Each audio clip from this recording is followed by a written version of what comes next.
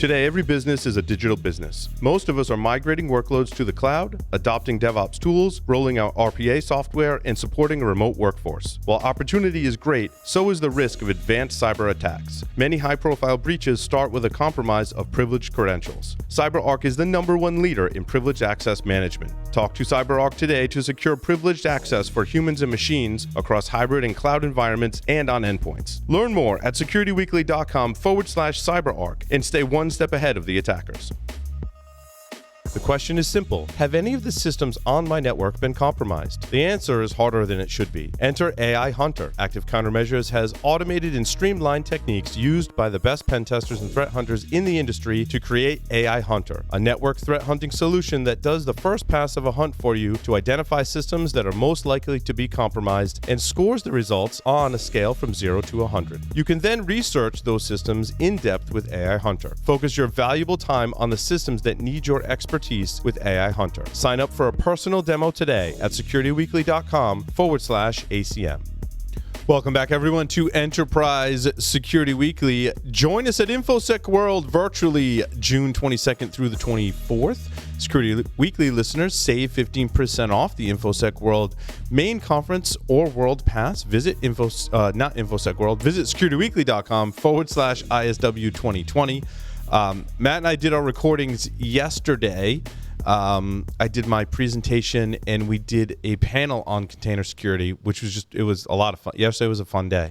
It was weird presenting to the stuffed animals and toy unicorns in my office. I tried to make them be my audience and present to them.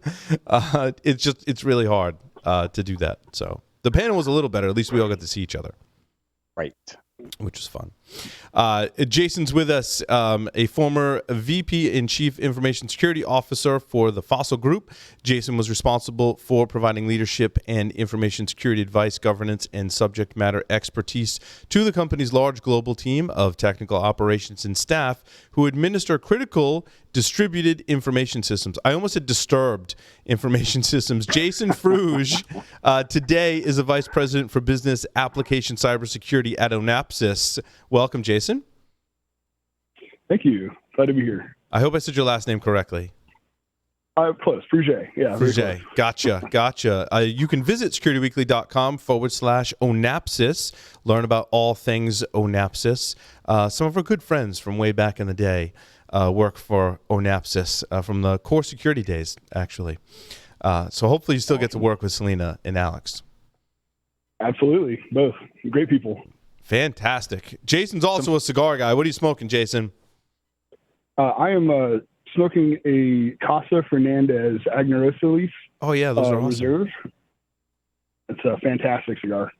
Actually, I was lucky enough to meet one of the owners of Agnarosa leaf at a cigar shop, and I told him what I liked, and he turned me on to this one, and it was spot on. So this is currently one of my favorites. I always have a box in my humidor. Nice. I think I have a whole drawer full of those in my humidor in the Maduro, though. Yeah. Nice. That's a good choice. Jason wants to come to the studio even more now and raid my humidor. It's Absolutely. Fine. Everyone's raiding the humidor. It's all good. Now, Jason, we were talking. I'm a nerd and I like my programming languages, right? And I try and learn about all different programming languages. And you mentioned a programming language that admittedly I did not know about before you had mentioned it, and that was ABAP. And I want to start there. I know it's kind of a weird place to start, but I'm like, that's a thing. Like, what did you burp or have indigestion, or is that a programming language? Yeah, it is. It actually stands for Advanced Business Application Programming, and it's a proprietary coding language used just on SAP systems. But it's very, companies that use SAP systems have a lot of custom ABAP or ABAP code. It seemed like almost very SQL-ish or stored procedure-ish kind of when I looked at it. Is that accurate? Okay. It is, yeah. Yeah, and it's typically when we go into an organization, we find on average about 2 million lines of custom ABAP code. Wow. So there's a lot of it. There's a lot. And there's a lot of opportunity for exploitation within that, that custom coding and performance issues and things like that as well, if the code isn't well written. And so this is how enterprises are basically customizing their mission critical, business systems, right? Is one way is with this language, right? Absolutely. Yeah. So, SAP, right? You're gonna see HR data, financial data, supply chain data, all sorts of, people who use SAP use it for all their most critical functions to operate their business. And then that ABAP code allows them to create custom workflows, data extraction, systems can talk to each other, move data from partners, order supplies when needed. All that stuff is all automated through that customized code. Wow. So it's even more critical than I thought, right? Because moving data between partners is a red flag for me in terms of security, right? It can be. Yeah, you have to be cautious and make sure only the right data is going to the right partner. Right. That's and I imagine commercial application security tools aren't really out doing a bunch of ABAP testing, right? Because it's kind of a proprietary language. It is, absolutely. And I find it not only are the tools typically overlooking the ABAP code, but also the security programs, the people that have put in place, strong SDLCs, they don't account for the software development that's done by like a different team. It's not your traditional like DevOps team or a development team that writes that ABAP code. They're a proprietary team focused just on that SAP system. And they're kind of often excluded from those, secure software development lifecycle programs. So it is definitely overlooked. And that's part of, I think the benefit of ONAPS is we do cover that code and we do it quite well. We not only look at the security aspects and all aspects of security, data exfiltration, et cetera, but we also look at performance optimization as well. So it's a very robust review of the ABAP code. So is there a static analysis component in the ONAPSIS product line that's looking at ABAP code? We do. We do a static analysis, and we also do it inline. So what's kind of cool about the way we do it is, like, if you're familiar with Microsoft Word, of course, everyone is. As you're typing and you have a grammatical error, you might see it get underlined or a red line for a spelling error.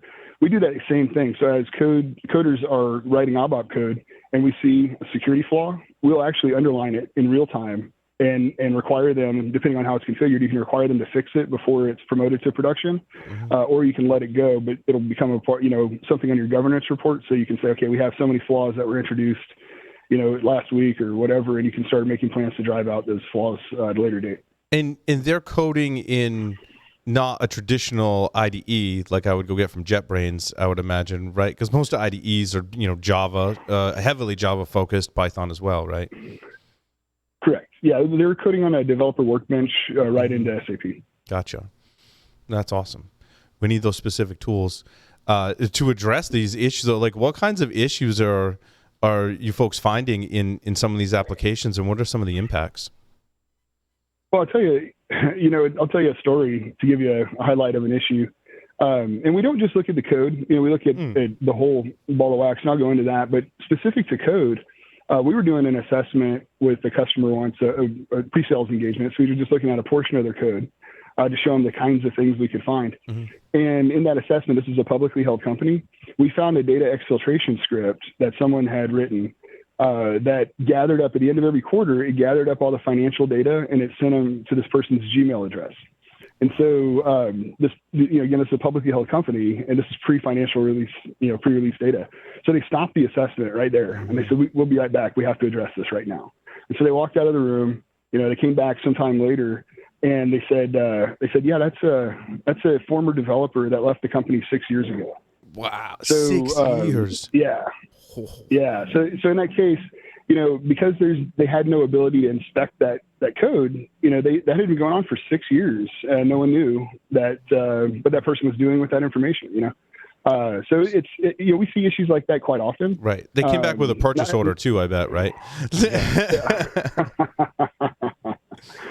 Jason, that's an interesting one. Now, SAP bought a company years ago, Versa, I think, to do some level of compliance, validation, checking.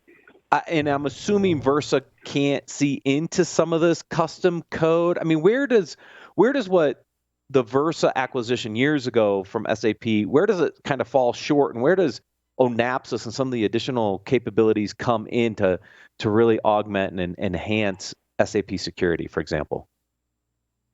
Yeah, so I always look at our, SAP has some built-in components like GRC and like the Versa capabilities, they're not as robust. They don't rise to the detail and the security focus that we have. And I'll say, in addition to like a compliance check, we're continuously monitoring above and beyond, just the compliance requirements, and certainly Versa does, where the capabilities are somewhat there, but they're not as robust. They don't give you the traceability back to as many, requirements as we have, and it's just not as well-rounded. So I would say, like, I'll give you an example. I'll speak specifically to a GRC tool.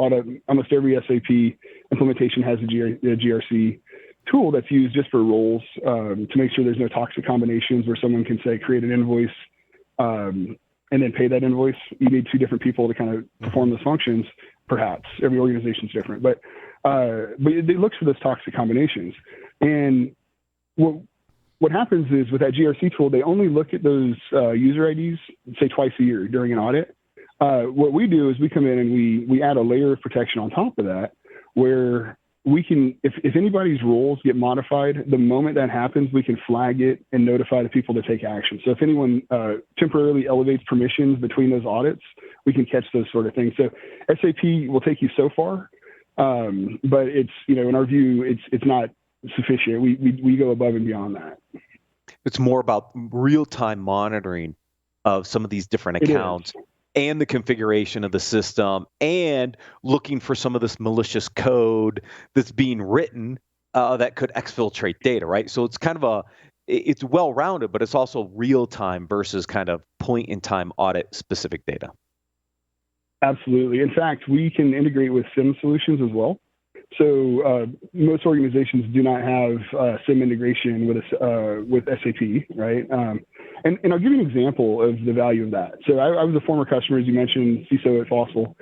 In my implementation, I had brought in Ansys to do what's called a business risk illustration, where they just show me the vulnerabilities in my system. And in that process, it took about 60 seconds. I can share this as fixed, but it took about 60 seconds for the person to get root level equivalent capabilities on my SAP system, right? They were completely unauthenticated. My jaw hits the ground. I said at that time, can you, from here, could you create a vendor? And he says, yes. And I said, well, could you then create an invoice from that vendor? And he's like, yes. And I was like, then could you pay that invoice? And he said, yeah. And so I went back to my CFO and I said, what would it take for us to detect that? And he said, well, we'd catch it in about 7 days. And we both agreed, that manual review they do every 7 days the money would be gone by then in that type of scenario. So with our SIM integration, what it allows us to do is take those non-security type of events, in addition to the security events, but you can take business transactions like that, promote them to your SIM, and then you can define your normal course of business. So like in the situation I described, where someone creates a vendor, creates an invoice and pays it, you could say, if that ever happens in less than 24 hours, that's outside of the normal course of business. And so send a note immediately to finance so they can look into that or review it or whatever. So you can take action and kind of elevate your security program to start looking at those types of issues. So it's really a brilliant kind of solution that not just looks at the security events, because we do that, but the non-security stuff too. It really provides additional value that traditional security programs do not provide back to the business. Now, in one of the article resources, Jason, when you tell that story, it's not just an internal. I mean, there's I would deem it insider threat, right? And that's a loaded term, right? But that could be someone who works for the company that is doing that either by mistake because they're being tricked via phishing email, social engineering, or it could be an evil insider who's actually trying to steal money. But it could also be an external attacker. And one of your articles speaks to vulnerabilities in the Oracle General Ledger, which I'm assuming if an unauthenticated attacker can manipulate, they can accomplish the same thing because that records all the financial, basically money in and out, right? You're absolutely right. In fact, we just are on the right now promoting making sure people are aware of an Oracle vulnerability called Big Debit, which it's exactly that. It makes the Oracle General Ledger is vulnerable to those sorts of attacks where people can go in and modify your financial information.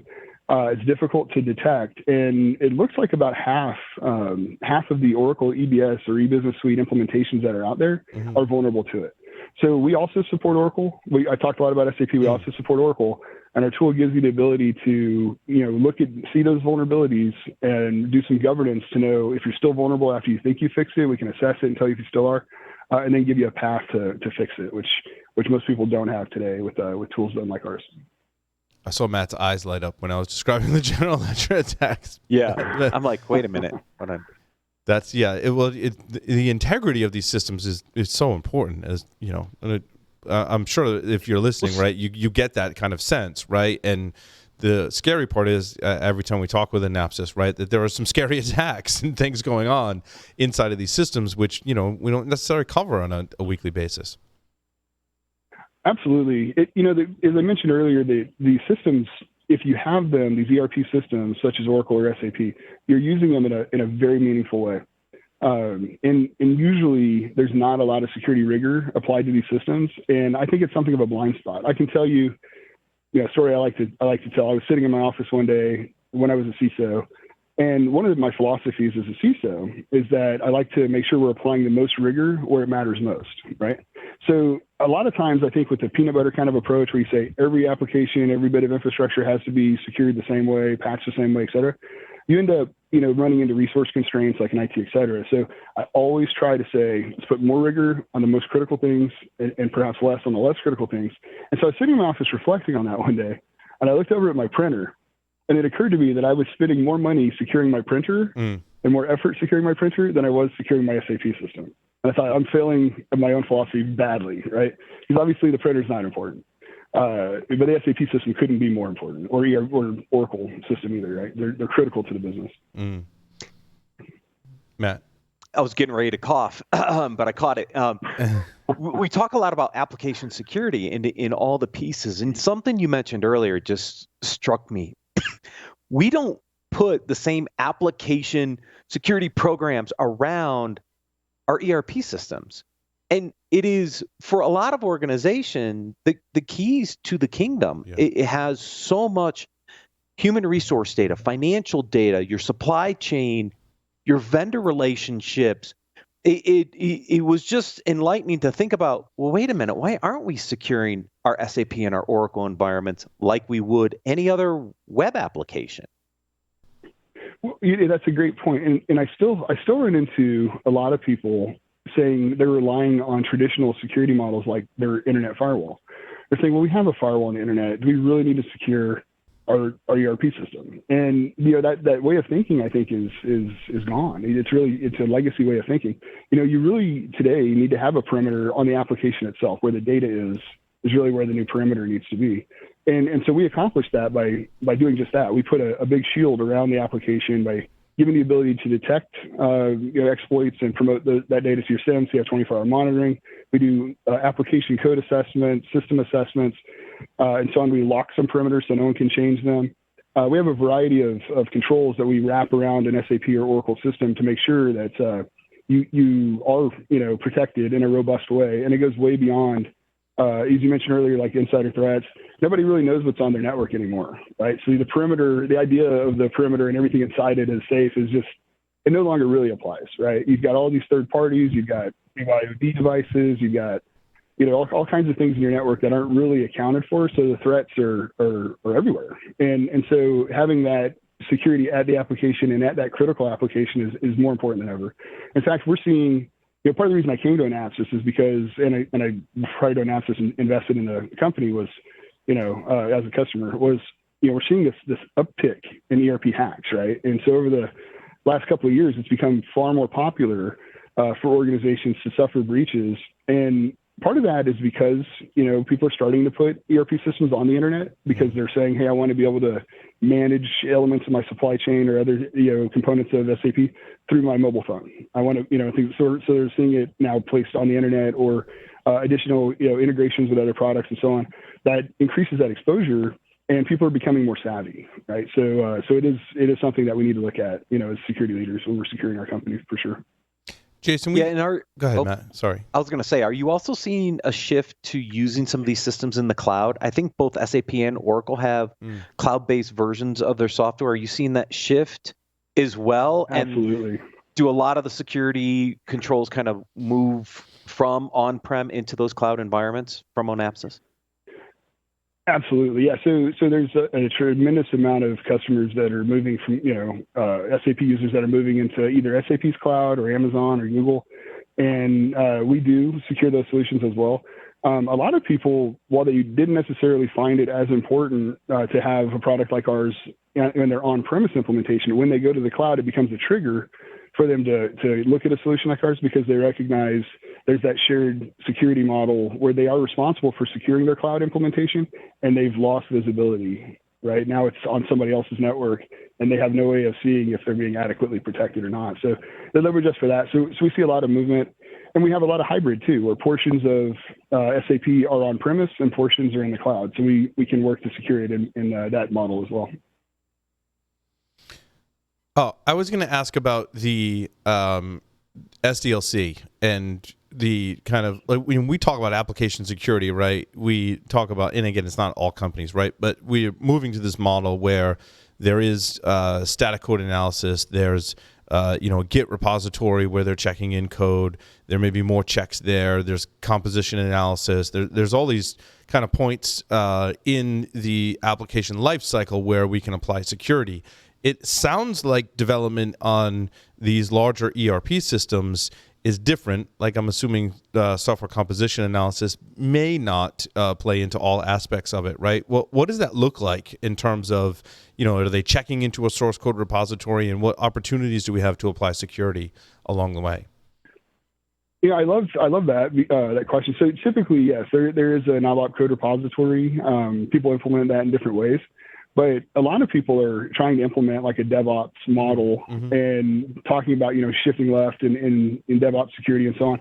And I think we, in our solution, are actually ahead of the curve in that capability. As I described earlier, we give that, as the code is being written, we give that real-time feedback to the developer so they can kind of self-police and say, okay, I need to fix that issue that's been identified.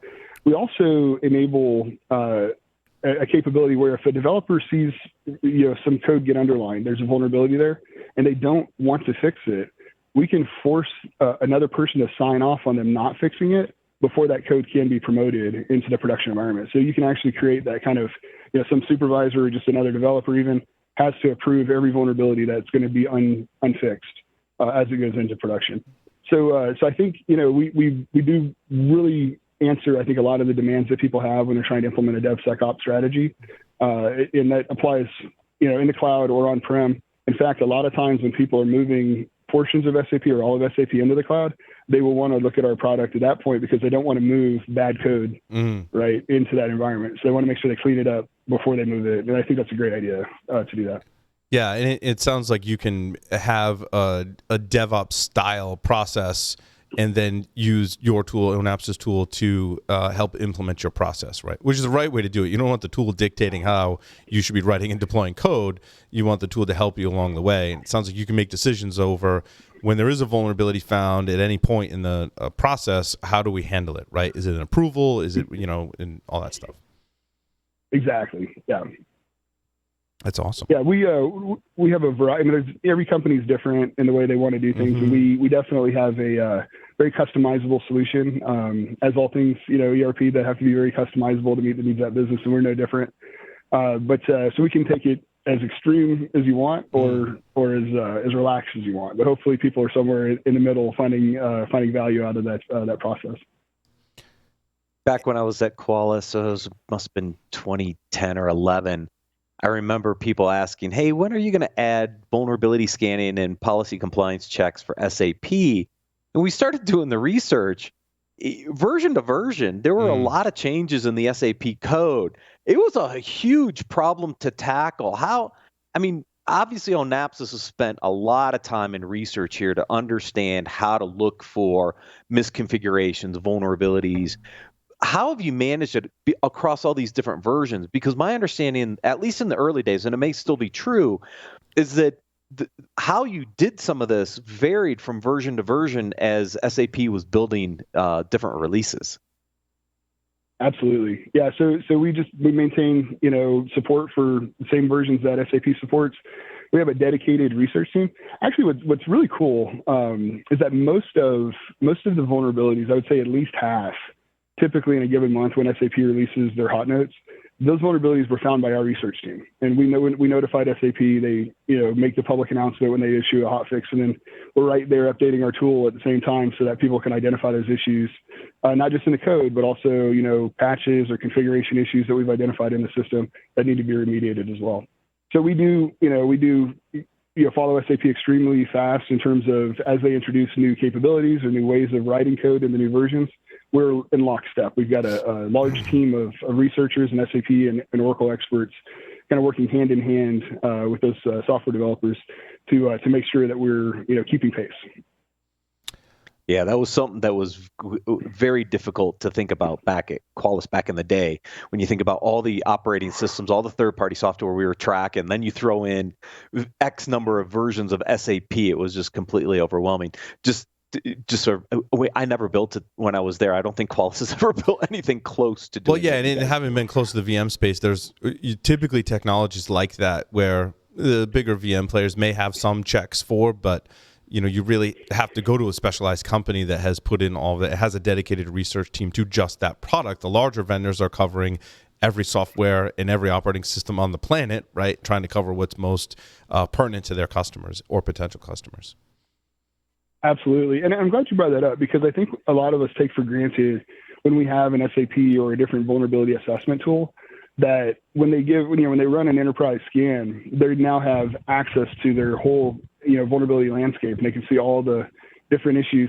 But when they point it at SAP, they really don't get data back. It doesn't know what to do with it. So their existing vulnerability landscape without a tool like Synapsys adding that component into it is missing that critical element. They just can't see it, right? So Jason, tell me about Frugeology and your cigars, bourbon, and barbecue, and how that relates to security. Well, it's a fun little mini series I'm doing. As you can see, I'm enjoying a cigar now. My favorite things, are cigars, bourbon, and barbecue. And so we thought, how can we, make that analogy, teach people something about each of those three things, and then compare it to information security and talk a little bit about that. So, like in my last episode, I talked about how to reheat frozen barbecue, using sous vide, and then to make sure the barbecue is just as good as the day you made it, even though you froze it, and it really works well. So I talked a little bit about that, and then I talked about how to restart, frozen projects because as the pandemic has got everybody kind of refocusing their time, a lot of projects went on hold, and so now when you're kind of reheating that project, right? Mm-hmm. What are the steps to do that successfully? So Frugeology is, they're usually 5-minute videos, but it's kind of a fun thing where I'd make those analogies. It's on our website. You can find that at donapsis.com. That's awesome. That's really fun. I look forward to watching some of those episodes now, as I've wanted to get into the sous vide thing for a while. Yeah. People go crazy. If you see Dave Kennedy's post, he's like barbecuing, he's smoking everything, barbecuing everything, sous vide to the grill. There's some analogies there, how you make food and how you make software, perhaps. Absolutely.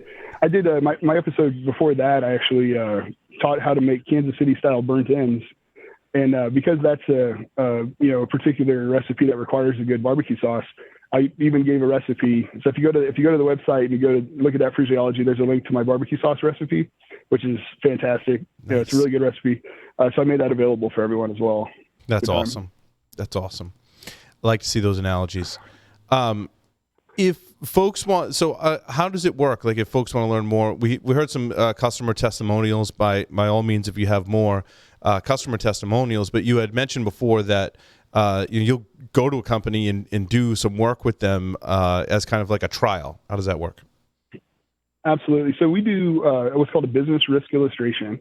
And this is something, if you want to do it, and I highly encourage you to do it, it's free, 100% free. It takes just a couple hours of time.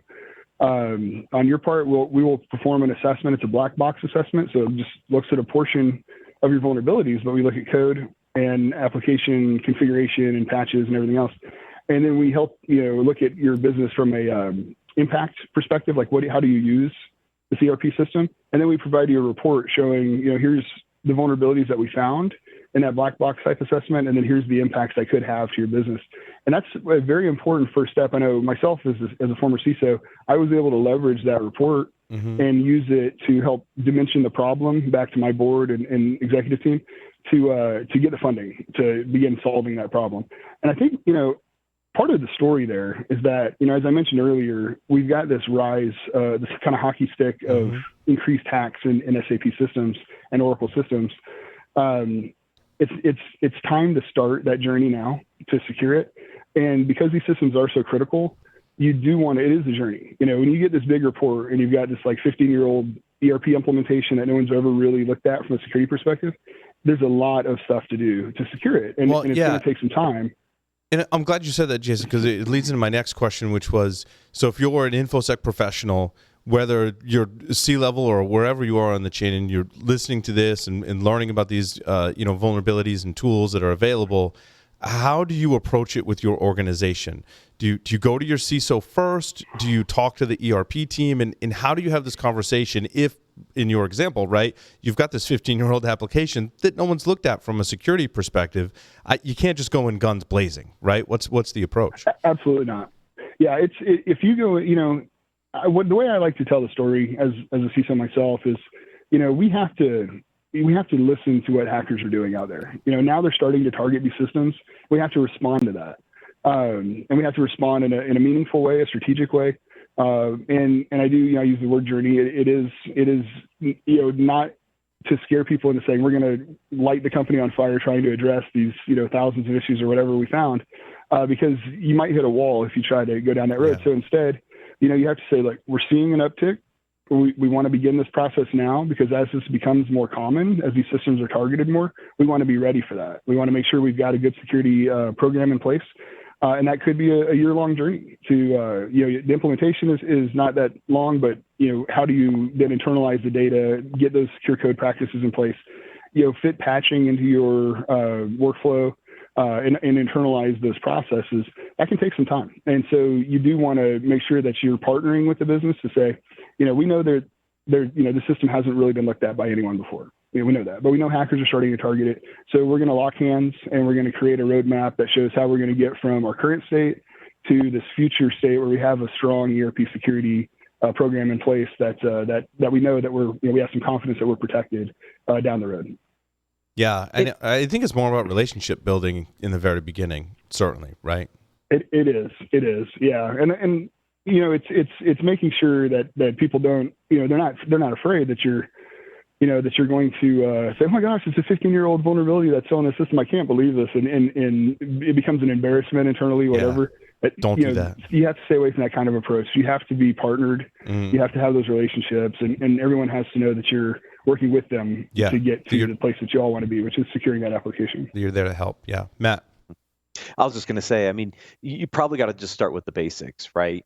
For an application that's this old, some basic cyber hygiene stuff. Let's get some patches. Let's get some misconfigurations addressed.